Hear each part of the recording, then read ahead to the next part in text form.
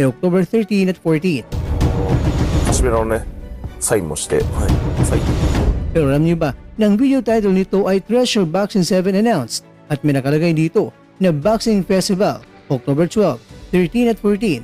Kaya lang ito ay may question mark. Kaya ibig sabihin mga kwento ay may nadagdag na araw mula sa 2, ngayon ay 3 na.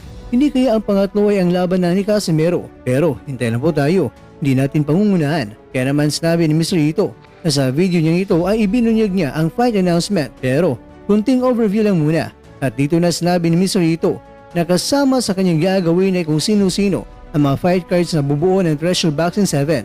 Ang plano niya ay gagawa siya ng fight announcement ngayong simula ng buwan ng Setyembre at ang target niya mga kwento na petsa ay ngayong ika-9 ng Setyembre at kasama na rin sa plano kung saan nga ba ang magandang studio niya gagawin ito. Kaya naman mga kwento, batay sa pahayag ng promoter ay target niya ngayong September 9